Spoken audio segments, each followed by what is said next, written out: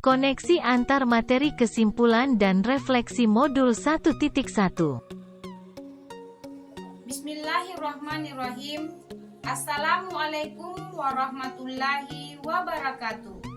Perkenalkan, nama saya Wiwik Suryani Alimin SPD, calon guru penggerak Angkatan 9. Asal sekolah SD Negeri 1 Pongo, Kabupaten Wakatobi.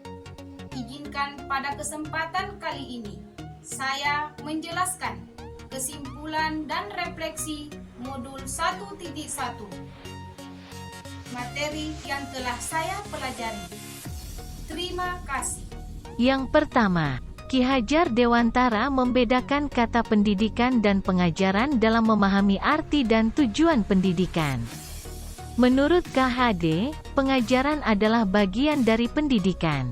Pengajaran merupakan proses pendidikan dalam memberi ilmu atau berfaedah untuk kecakapan hidup anak secara lahir dan batin. Sedangkan pendidikan adalah menuntun segala kekuatan kodrat yang ada pada anak-anak, agar mereka dapat mencapai keselamatan dan kebahagiaan yang setinggi-tingginya, baik sebagai manusia maupun anggota masyarakat. Yang kedua, Ki Hajar Dewantara menjelaskan bahwa tujuan pendidikan yaitu menuntun segala kodrat yang ada pada anak-anak, agar mereka dapat mencapai keselamatan dan kebahagiaan yang setinggi-tingginya baik sebagai manusia maupun sebagai anggota masyarakat. Oleh sebab itu, pendidik itu hanya dapat menuntun tumbuh atau hidupnya kekuatan kodrat yang ada pada anak-anak, agar dapat memperbaiki lakunya, bukan dasarnya, hidup dan tumbuhnya kekuatan kodrat anak. Ki Hajar Dewantara mengibaratkan peran pendidikan seperti seorang petani atau tukang kebun. Anak-anak seperti biji tumbuhan atau biji jagung yang ditanam oleh Pak Tani. Anak-anak itu bagaikan bulat jagung yang ditanam. Jika biji jagung ditempatkan di tanah yang subur mendapatkan sinar matahari dan pengairan yang baik, maka meskipun biji jagung merupakan biji jagung yang kurang baik, dia dapat tumbuh dengan baik karena perhatian dan perawatan yang baik dari Pak Tani. Seperti itulah dengan guru, meskipun anak-anak perilakunya kurang baik, tapi perlakuan guru baik kepada anak, maka anak akan menjadi baik pula. Yang ketiga, KHD menjelaskan bahwa dasar pendidikan anak berhubungan dengan kodrat alam dan kodrat zaman. Kodrat alam berkaitan dengan sifat dan bentuk lingkungan di mana anak berada, sedangkan kodrat zaman berkaitan dengan isi dan irama. Bila melihat dari kodrat zaman, pendidikan saat ini menekankan pada kemampuan anak untuk memiliki keterampilan abad 21.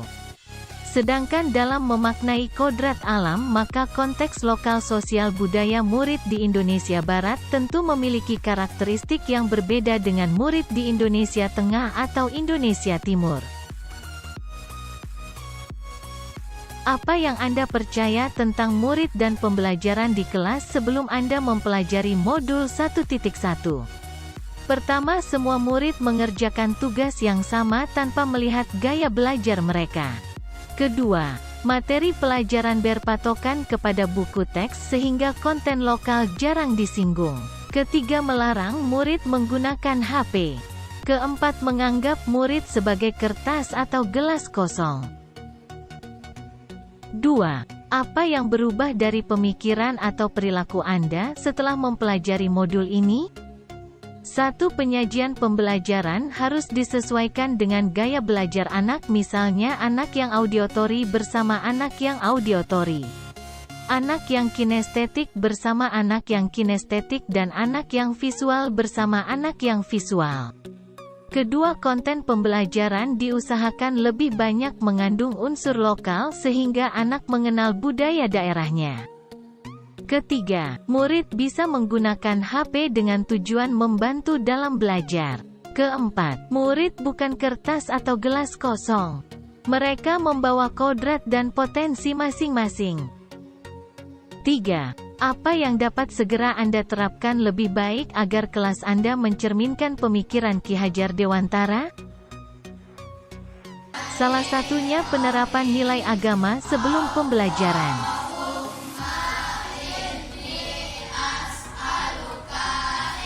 Berikutnya pembiasaan budaya daerah, misalnya budaya pohamba-hamba atau bergotong royong sesama warga jika ada yang melakukan acara seperti karya, sunatan dan lain-lain. Selanjutnya memakai pakaian adat saat hari-hari besar di daerah, khususnya di Kabupaten Wakatobi. Selanjutnya pembelajaran berpusat kepada murid. Misalnya anak sering bekerja sama dalam belajar kelompok dan berdiskusi.